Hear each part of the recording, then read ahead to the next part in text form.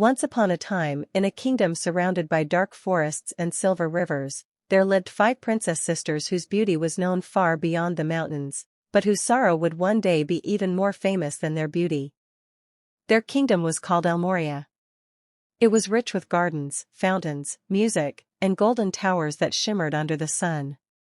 Their father, King Armin, ruled wisely, and their mother, Queen Celine, was kind and beloved by all. The 5 daughters were the jewels of the kingdom. The eldest was Princess Alina, serious and responsible from a young age. She carried herself like a queen even before she was old enough to understand what a crown meant. The second sister, Princess Soraya, was soft-hearted and gentle, with a voice that could calm even the most restless child. The third sister, Princess Layla, was fierce and brave, never afraid to speak against injustice. The fourth, Princess Meher, was quiet and thoughtful, often found among books and flowers. The youngest, Princess Noor, was the light of them all, innocent, cheerful, and full of love. Their childhood was filled with laughter. They would run through palace corridors, hide in the royal gardens, and whisper secrets beneath the stars. They promised each other that no matter what happened in life, they would never let the world separate them. But promises are tested when storms arrive. The first tragedy came when Queen Celine fell gravely ill. The palace physicians tried everything, but her illness spread like winter frost. The sisters took turns sitting by her bedside. Alina tried to remain strong. Soraya sang softly.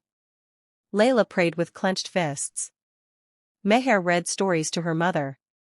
Little Noor held her hand and cried silently. One cold morning, the queen took her last breath. The palace bells rang in sorrow. The kingdom wore black for 40 days. The 5 sisters clung to one another, their hearts shattered. Their father, King Armin, changed after that day. He became distant and silent, burying himself in royal matters. The warmth that once filled the palace slowly faded. Years passed, but grief never truly left them. Then came the second storm. A powerful nobleman named Lord Varun, who had long envied the throne, began influencing the royal council.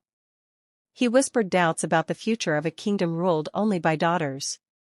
He planted fear in the hearts of ministers. He convinced them that women were too emotional to govern. King Armin grew weak with stress and sickness. One evening, he called his daughters to his chamber. "My children," he said in a trembling voice, "darkness is approaching. I may not be able to protect you much longer." Alina knelt beside him. "We are strong because you raised us strong." But fate did not listen. Within months, King Armin died unexpectedly. The sisters had not yet finished mourning their mother when they lost their father too. Before they could even process their grief, Lord Varun seized control, claiming the kingdom needed a strong male hand to guide it. The council, influenced and fearful, agreed to temporary rule under him. Temporary turned into permanent. Varun slowly stripped the princesses of their power. Alina was sent to govern a distant province under strict watch. Soraya was forced into a political marriage with a cruel prince from a neighboring land. Layla was accused falsely of rebellion and imprisoned in a tower. Meher was confined to the palace library under house arrest. Noor, still young, was kept close in the palace, watched constantly so she could not contact her sisters. The 5 stars that once shone together were scattered across the sky. Alina arrived in the distant province to find suffering everywhere. Crops had failed due to high taxes. Villagers were starving. Instead of living in luxury, she chose to live among them. She sold her jewels secretly to buy food. She worked in the fields with farmers. At night, she cried alone, missing her sisters.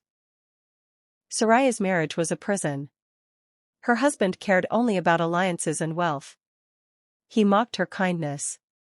She endured loneliness in a foreign palace where no one understood her grief. At night, she would look at the moon and whisper her sisters' names. Layla's imprisonment was harsh. The tower was cold and dark. She was given little food. Guards mocked her courage. But she never stopped fighting in her heart. She scratched messages into the stone walls, "We will rise." Meher, trapped among dusty books, began reading ancient royal records. In her isolation, she discovered something powerful, a forgotten law stating that if all royal heirs united and claimed their birthright together, no council could legally deny them. Noor, the youngest, pretended to be innocent and obedient. But she listened carefully to servants, guards, and ministers. She learned secrets. She grew wiser in silence. Years passed in suffering. The kingdom under Varun's rule fell into poverty. People began whispering about the true heirs. Stories spread of Alina helping farmers. Songs of Soraya's kindness reached villages. Rumors of Layla's courage inspired young soldiers. Meher's intelligence became known quietly. And Noor's kindness within the palace earned loyalty among servants. One night, a trusted old nurse who had cared for the sisters as children managed to reconnect them through secret letters. The letters carried tears and hope. Meher wrote of the ancient law she had found. Alina wrote of the people's loyalty. Layla wrote of her unbroken spirit. Soraya wrote of allies she had secretly gained. Noor wrote simply, "We are still sisters." The time had come. Layla escaped with help from a guard who believed in her. Soraya fled her cruel husband with loyal servants. Alina rode back toward the capital with villagers following her. Meher slipped out with the royal law scroll hidden beneath her cloak. Noor distracted palace guards long enough to escape and meet them at an abandoned chapel outside T. The city. When the five sisters saw each other after years of separation, they fell into each other's arms and wept for a long time. They were no longer the carefree girls who once chased butterflies. They were women shaped by pain. But their bond was stronger than ever. The next day, they walked together into the capital. The people gasped. Some cried openly. Soldiers hesitated. Alina addressed the crowd with calm strength. Layla demanded justice with fiery words. Soraya sang a hymn their mother once loved, bringing tears to many eyes. Meher presented the ancient law before the council. Noor stepped forward last and said, "We do not seek revenge. We seek our home." The people stood with them. Faced with undeniable law and overwhelming public support, the council had no choice. Lord Varun tried to accuse them of rebellion, but even his own supporters began to step back. He was stripped of power and exiled from the kingdom. The sisters were crowned together, 5 thrones arranged in a circle to show unity. But ruling did not erase their scars. At night, they still dreamed of cold towers and lonely moons. Soraya sometimes woke crying. Layla still felt anger burning in her chest. Meher struggled with memories of isolation. Alina carried the weight of responsibility heavily. Noor sometimes missed her lost childhood. Yet they healed each other. Alina ruled with wisdom learned from suffering. Soraya created shelters for widows and orphans. Layla reformed the military to protect rather than oppress. Meher built schools and libraries across the kingdom. Noor traveled among villages, listening to people's struggles personally. Years later, the kingdom flourished again. Rivers flowed. Fields turned golden. Music returned to festivals. But the sisters never forgot their pain.